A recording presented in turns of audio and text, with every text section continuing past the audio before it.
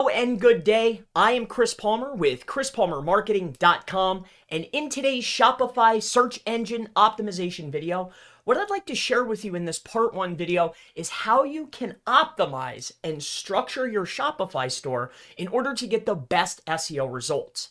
Now, I know that I'm generally on this channel helping out users with local SEO, Google Maps, and local businesses. However, a lot of the local businesses that I work with, whether it's they sell clothing, they might have rugs, they might have carpets. I've worked with a lot of businesses utilizing and deploying Shopify and having great success. So what I want to give you is the foundational elements to set your Shopify store up for success.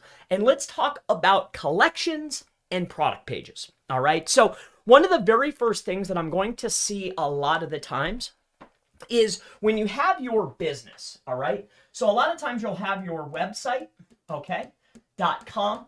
All right. And I know that Shopify puts you at a slight disadvantage because they force you to have something called collections. All right. Now, generally, if we're doing SEO, we don't want to have a top level page that's not going to be optimized towards the SERP.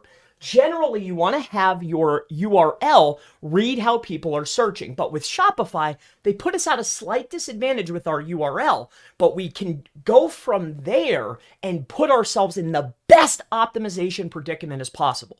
So what I generally will see is people will start doing this. Let's say that we're talking about an apparel company. Let's say they sell shirts, they sell clothes, they sell it for men's, they sell it for women, they sell it for children. They even have stuff for the dog, right? But what I will generally see is people will put John's shirts, okay? So this will be the John shirt collection. The name of the store is John's, and they'll utilize a non-highly searched term inside of the top level category page or the collection page. And then what they'll end up doing is they'll do something like this. They'll have their website, okay, .com. They'll do their collections. All right.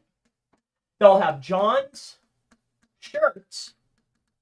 And then what they'll do, and this is what I see so often, is they'll go ahead and they'll start doing this. Here, let me just take a good look at this. So then they'll have this. All right. It'll look like this. Products. And then it'll be John's tea, right? Now, this is what I want to put you on track with, all right? This is the first thing that I want to point out for you. When you're structuring out your top-level collection pages, when you're making your collection pages, you need to ensure that the name of the collection, because it's going to be listed on your store, you need to make sure that the name of the collection is a high search volume key term. So if you were doing it the right way, what we would want to make sure of is that we have our website.com, okay? Then we have our collection, all right? Or collections, actually. And then we'll have men's t-shirts, okay? Because then when we start having our men's t-shirts, we can start having our product pages like this. Website.com, okay? We'll have our collection. We're talking about our men's t-shirts, men's t-shirts, right? Remember, we're staying high volume. We're saying very high volume. Then we'll have our product. And then it'll list out the type of t-shirt. And you want to make sure that whatever this product name is, try to keep it specific so you don't mess up the store, but also keep search intent and the actual volume of your search terms. Like nobody knows what Josie's or Johnny's t-shirt is, but they know what a men's black small is. All right. When they're on the store, you can give all of the different dynamics of your branding and who you are and what you do and what you stand for. But when we're talking about structure, we want to keep it hyper focused and specific on the primary keywords and the overall product. So t-shirt, black, right? Small, medium, large, you'll have different SKUs. All right. So this is the big one that I see so often. We need to make sure that we're keeping the phrases that we're searching for hyper specific to the overall search volume and what people are looking for online. All right. Now let's talk about one more tip here.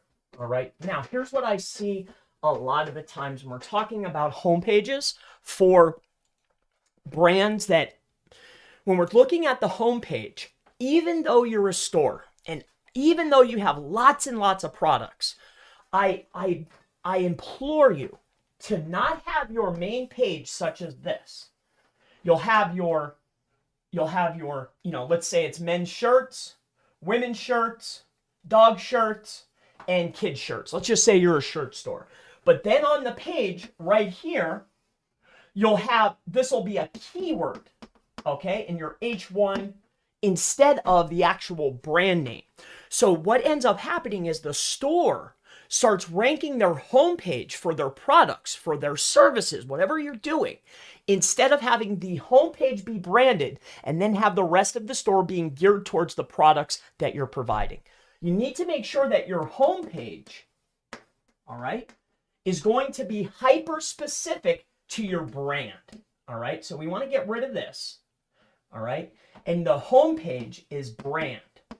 So the title and the H1 on the page is going to be brand related. Then down at the bottom, when you have your other H2s, okay, these are heading 2s on the page, we could talk about some of our collections where you'll have a box that will have your collections listed in it, and then we'll get to it. But the main optimization of the page is the title. The H1 on the home page is about your brand. You have your main navigation, and then you have your footer navigation in order to get them to the main collection pages. And then on those collection pages, you can get them to their individual products. This home page is to direct traffic to the collections. Do not optimize your homepage around the primary keyword because you're taking away from the internal pages. Now, I hope that this helps. This is just a part 1. This is some of the little tips that I've been seeing consistently. I hope that this helps you out. If you have any other questions related to Shopify, local SEO, ads, anything at all, never hesitate. Go ahead and ask in the section below. And I always look forward to seeing you in the next Shopify search engine optimization video. I'll see you in the next one. Bye-bye.